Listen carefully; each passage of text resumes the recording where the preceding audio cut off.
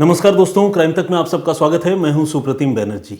आज जो वाकया, जो कहानी मैं आप सबको सुनाने वाला हूं, वो जहां पर इस वक्त मैं मौजूद हूं, यहां से बमुश्किल 10 से 12 किलोमीटर के फासले की घटना है, यानी ग्रेटर नोएडा की।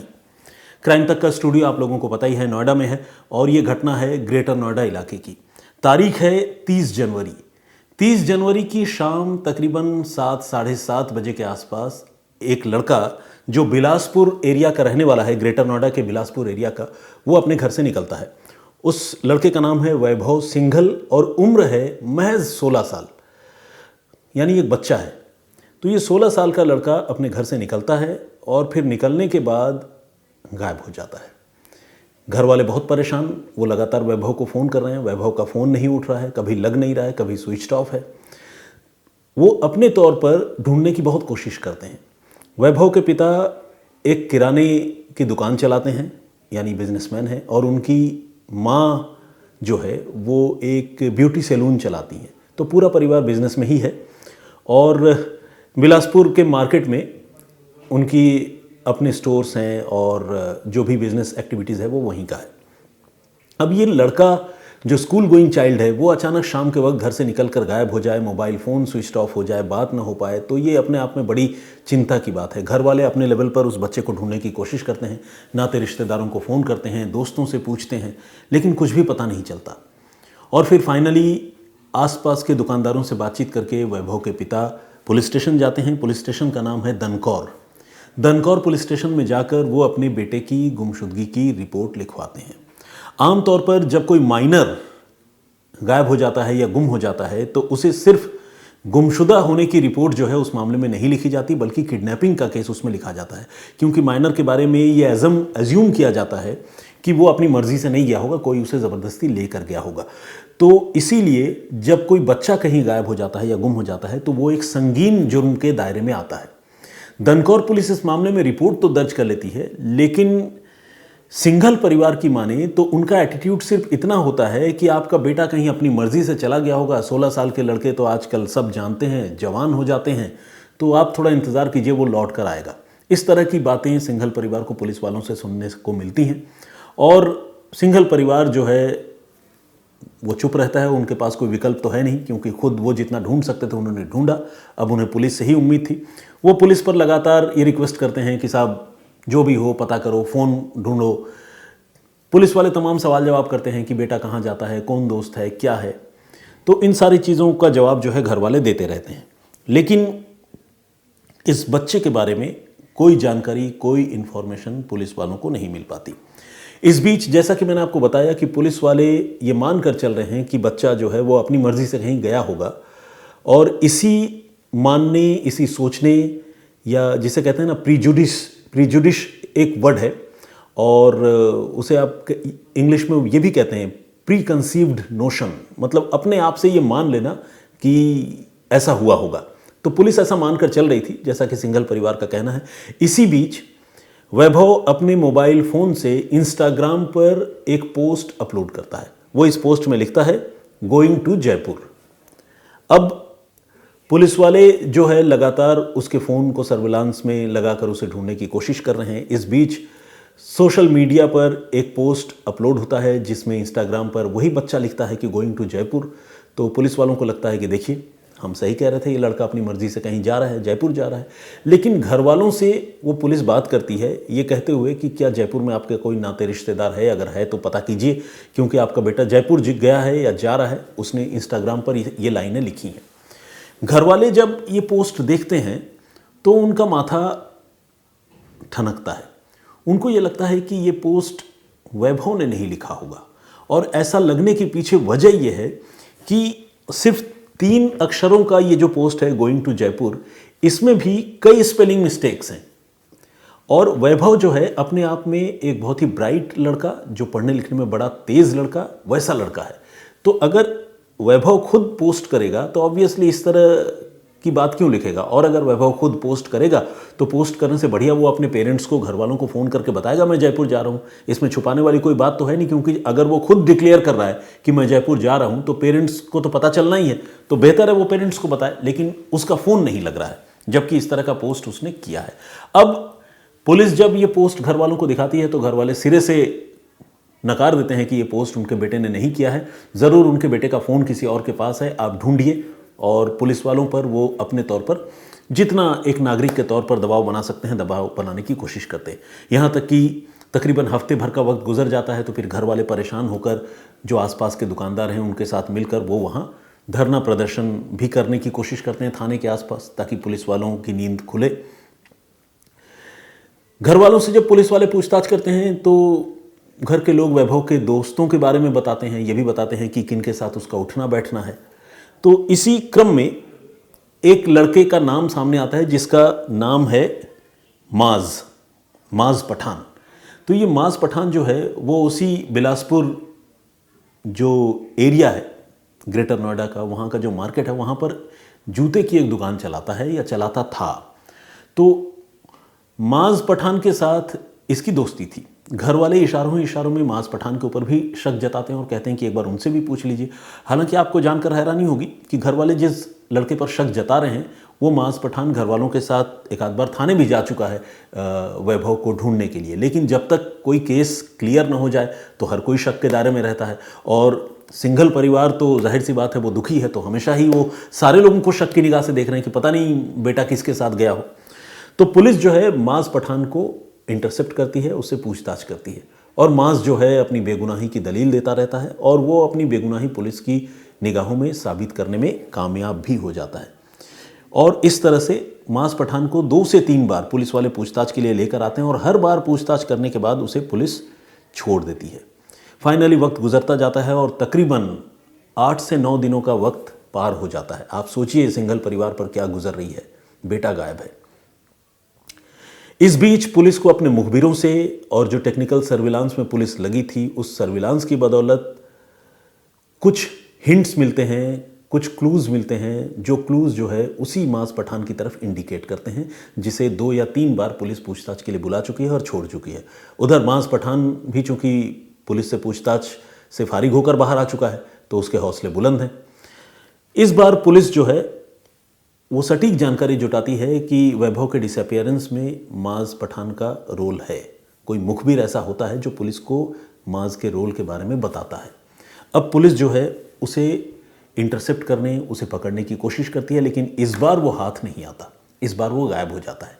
फिर पुलिस, जैसा कि आपको पता है उत्तर प्रदेश में पुलिस जो है वो नाकेबंदी करती है जगह जगह। तो एक पर्टिकुलर पॉइंट पे पुलिस नाकेबंदी करती है और पुलिस को ये जानकारी मिलती है कि वहाँ से वही माज पठान आ रहा है जिसका वैभव सिंघल की गुमशुदगी में रोल है। तो पुलिस उसे रुकने का इशारा करती है, माज नहीं रुकता और जब वो भागने की कोशिश करता है तो पुलिस वाले उसे चेज़ करते हैं, लेकिन वो अपने पास मौजूद गन से पुलिस वालों पर फायर करता है। बदले में पुलिस भी माज पठान पर फायर करती है और गोली माज के पैर में लगती है और वो वहीं पर गिर जाता है। इसके बाद पुलिस दनकौर की, ग्रेटर नोएडा की, उस लड़के को काबू कर लेती है। अब पुलिस काफ़ी हद तक इस बात को लेकर कन्फर्म्ड है, मुतमईन हो चुकी है कि वैभव सिंघल की गुमशुदगी में माज का ही हाथ है। पुलिस अब उससे पूछताछ करती है कि भाई बताओ, 2 बार तो तुमसे पूछ लिया, अब तीसरी बार पूरी कहानी और सच्ची कहानी बताओ, क्योंकि अब हमारे पास एविडेंस है। तो माज पठान जो है पहले मना करता है, लेकिन बाद में वो जुर्म कबूल लेता है और कहता है कि हाँ, वैभव सिंघल की गुमशुदगी में उसी का हाथ है, और न सिर्फ उसका हाथ है बल्कि वैभव सिंघल अब इस दुनिया में नहीं है। माज बताता है कि वो अपने एक और दोस्त के साथ मिलकर, जो उम्र में 18 से कम है यानी माइनर है, उसके साथ मिलकर उसने वैभव की हत्या कर दी है। और हत्या भी आजकल में नहीं बल्कि तकरीबन 9 रोज़ पहले 30 जनवरी को जब वो घर से गायब हुआ था उसी वक्त कर दी थी। इसके बाद वो बताता है कि वैभव को उन्होंने एक नया मोबाइल फ़ोन देने की बात कहकर ग्रेटर नोएडा में ही एक आइसोलेटेड जगह पर बुलाता है, जिस जगह का नाम है खेरली नहर। इस खेरली नहर के पास उसे बुलाता है और फिर वहाँ पर बुलाने के बाद वो वैभव की हत्या कर देते हैं, उससे मारपीट करते हैं और उसका मोबाइल फ़ोन छीन लेते हैं और पीट कर उसकी जान ले लेते हैं। अब एक लड़का जो वैभव का पड़ोसी है, वैभव के पिता की जहाँ पर दुकान है उसी मार्केट में उसके भी जूते की दुकान है, साथ में उठना बैठना है, वो आखिर वैभव का जानी दुश्मन क्यों बन गया और क्यों उसने वैभव की हत्या कर दी। तो जब पुलिस इसके बारे में पूछती है तो एक और सनसनीखेज और चौंकाने वाली कहानी सामने आती है। पता ये चलता है कि ये जो लड़का है मास पठान, इसका उसी गांव की एक लड़की से, उसी लोकेलिटी की एक लड़की से अफेयर चल रहा है। और ये अफेयर ऐसा है कि दोनों एक दूसरे से इंटीमेट चैटिंग करते हैं। आजकल सोशल मीडिया का ज़माना है और बहुत सारे ऐसे एनक्रिप्टेड चैट टूल्स भी हैं, चाहे उस आप व्हाट्सएप को ही ले लो, तो वो एंड टू एंड एनक्रिप्टेड रहता है। मतलब आप एक दूसरे के चैट को तो देख सकते हैं लेकिन कोई तीसरा आदमी उसको नहीं देख सकता। तो इस तरह के किसी साइट पर, किसी ऐप पर उन लोगों ने, वो मास पठान और उसकी गर्लफ्रेंड ने कुछ आपत्तिजनक चैटिंग की थी, या आप यूं कह लें कि न्यूड चैटिंग वाली बात थी, वो की थी। अब टेक्नोलॉजी के इस दौर में अगर सिक्योरिटी है तो सिक्योरिटी ब्रीच होने का भी खतरा है। यहाँ सिक्योरिटी ब्रीच हो गई और उसकी अपने गर्लफ्रेंड के साथ जो वो ऑब्सीन चैट थी, आपत्तिजनक चैट थी, वो चैट वैभव सिंघल के पास किसी ज़रिए से पहुँच गई। वैभव ने उसे धोखे से ले लिया, क्या किया नहीं पता, लेकिन वैभव सिंघल ने उसको ऑप्ट इन कर लिया, हासिल कर लिया। और न सिर्फ हासिल कर लिया बल्कि इस चैट के बारे में, उसकी गर्लफ्रेंड के बारे में वैभव ने खुद मास पठान को बताया।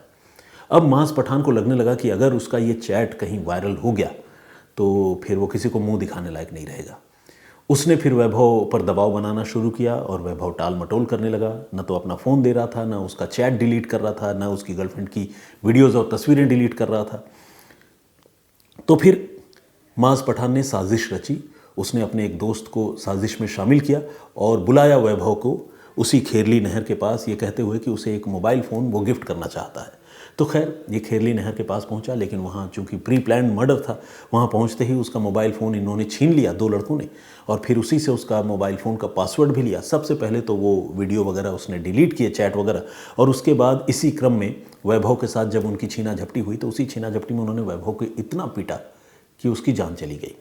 अब मोबाइल फ़ोन मास पठान के पास आ चुका था और इसी मोबाइल फ़ोन की बदौलत मास पठान ने थोड़ा रुक कर वो इंस्टाग्राम पोस्ट अपलोड किया जिसमें उसने लिखा गोइंग टू जयपुर। चूँकि वो पीड़ित परिवार के साथ साये की तरह था, उसको ये भी पता चल रहा था कि पीड़ित परिवार इस बात से बहुत दुखी है, उलझन में है कि पुलिस इस मामले को वैभव के खुद गायब होने का मामला मान रही है। तो उसको एक एंगल, जिस एंगल पर पुलिस सोच रही थी, उस एंगल के बारे में जानकारी मिल गई और इसी वजह से उसने ये भी लिखा कि गोइंग टू जयपुर, ताकि पुलिस की जांच जो है वो डाइवर्ट की जा सके।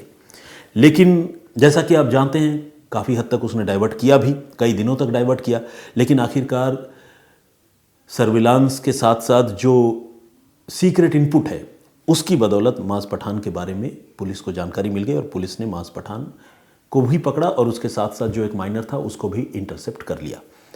अब इस मामले में मुझे व्यक्तिगत तौर पर ऐसा लगता है कि शायद इस मामले में अगर पुलिस थोड़ी और चुस्त दुरुस्त तरीके से काम करती तो बच्चे की ज़िंदगी तो शायद नहीं बचती, क्योंकि हत्या तो पहले ही हो चुकी थी।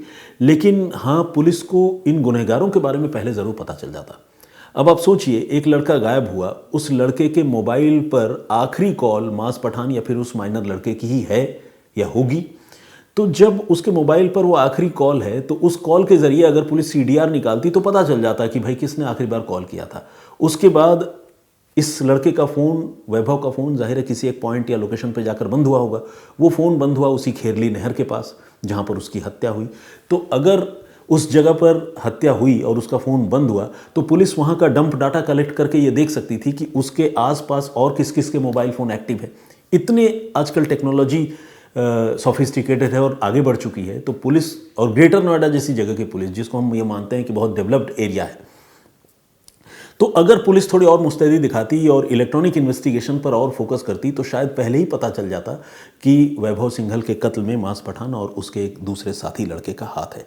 लेकिन इस मामले में, जिस मामले में सारे एविडेंस पुलिस के पास थे टेक्निकल इन्वेस्टिगेशन की सूरत में, घर वाले शक जता रहे थे, ऊपर से जो मुलजिम पुलिस के इर्द गिर्द मंडरा रहा था, घूम रहा था, जिससे पुलिस ने 2 से 3 बार पूछताछ की, इसके बावजूद उसके बॉडी लैंग्वेज को देखकर भी पुलिस रीड नहीं कर पाई। तो ये अपने आप में एक बड़ी अजीब सी बात है और ये कहानी जो है वो तकलीफ देती है पुलिस के इन्वेस्टिगेशन की। हम इस बात का सुकून तो मना सकते हैं कि चलिए गुनहगार पकड़े गए, लेकिन गुनहगार इतनी देर से पकड़े गए, शायद इतनी देर नहीं होनी चाहिए थी। तो ये मेरा पॉइंट ऑफ व्यू है और यही आज की कहानी है। आपका इस पूरे घटनाक्रम पर क्या नज़रिया है, आप क्या सोचते हैं, प्लीज़ हमें कमेंट करके ज़रूर बताइएगा। और इससे पहले जो मैंने प्रीवियस स्टोरी आप लोगों को सुनाई थी शुक्रवार के रोज़, उस स्टोरी पर आप जिन लोगों ने कमेंट किया है उनमें से कुछ लोगों के नाम और कमेंट्स मैं अभी पढ़ना चाहूँगा। और जब तक मैं वो पढ़ूं तब तक मैं आप सारे लोगों को थैंक्स भी बोलना चाहूँगा, क्योंकि बहुत सपोर्ट आप लोगों का मुझे मिलता रहा है और अभी भी मिल रहा है। बहुत सारे पॉजिटिव कमेंट्स आप लोग करते हैं। जो नेगेटिव कमेंट्स करते हैं मुझे उनसे भी कोई गिला शिकवा नहीं है, उनको पूरा हक है, लेकिन बहुत बहुत धन्यवाद आप सारे लोगों का। आइए कुछ कमेंट करता हूँ आज, मतलब पढ़ता हूँ। आज तो बहुत सारे लोगों ने कमेंट्स किया है। वंदना सिंह ने कमेंट किया है, बहुत स्वागत आपका, बहुत धन्यवाद आपका। अजीत कुमार मिश्रा जी, इन्होंने भी हौसला अफजाई की है। राजकुमार शर्मा जी, मौलाना निसार अहमद नागपुरी साहब का कमेंट है। इंदर कादियान का कमेंट है, यू आर बेस्ट ब्रो, हमारे एक लिसनर ने लिखा है, लेकिन उनका आईडी जो है उसमें कोई नाम डिस्प्ले नहीं हो रहा है। तो एनीवे, रेशमा अंसारी ने भी अपनी बात लिखी है। राकेश शर्मा ने अपनी बात लिखी है। कट्टर हिंदू के नाम से एक आईडी है और उन्होंने लिखा है, मैं भी आपके सपोर्ट में हूँ सर, सीधा मुद्दे की बात करके बिना 3-4 उदाहरण के सीधा बात करने का आपका अंदाज़ अच्छा लगता है। Thank you very much. पहले ऑब्वियसली मुझे लगता है कि इनिशियल डेज़ में, जब आज से कई साल पहले मैं आप लोगों के सामने आया करता था, तो थोड़ा शायद भटकाव का शिकार होता था, लेकिन अब मैंने ये बात गिरह बांध ली है कि मैं आते ही सीधे मुद्दे की बात करूं, क्योंकि आज के ज़माने में किसी के पास भी बहुत ज़्यादा वक्त तो होता नहीं। मंटू सिंह ने भी कमेंट किया है, thank you very much. Shabir air technics के नाम से एक आईडी है, I love your stories always, इन्होंने लिखा है, thank you very much. The intelligent के नाम से एक आईडी है, उन्होंने कहा है कि नेगेटिव कमेंट को मुझे इग्नोर करना चाहिए। शमी अहमद साहब का कमेंट है। विजेंद्र सिंह जी रेगुलर कमेंट करते हैं। MS बिनीता का कमेंट है। दुकेरेशी, इस तरह से एक नाम है, पता नहीं मतलब मैं एग्जैक्टली प्रोनाउंस कर पा रहा हूँ या नहीं, लेकिन उन्होंने भी बहुत हौसला अफजाई किया, थैंक यू वेरी मच। और एक हमारे और दर्शक हैं, उनका नाम तो मुझे नहीं दिख रहा है, लेकिन रियल फैक्ट्स के नाम से उनकी आईडी है, थैंक यू वेरी मच। और इन्होंने लिखा है कि आप अपनी आवाज़ पर काम करो, बाकी सब ठीक है। अच्छा, थैंक यू वेरी मच भाई, मैं अपनी आवाज़ पर काम करूँगा। ऐसे मैं मतलब मैं आपको बताऊं, मैंने अपनी आवाज़ पर काम किया जब मैं टीवी में नहीं था, तो ऑब्वियसली मैं दूसरे तरीके से बात करता था, लेकिन जब मैं टीवी में आया तो थोड़ा सा यहाँ के तौर तरीके सीखे, अपने उच्चारण को ठीक करने की कोशिश की। और आज की तारीख में क्राइम तक में तो कम, लेकिन आज तक में बहुत सारे वॉइस ओवर्स मेरे आते हैं, तो आवाज़ थोड़ी बेहतर तो हुई है, लेकिन जिस तरह से आपने कहा है मैं और बेहतर करने की कोशिश करूँगा।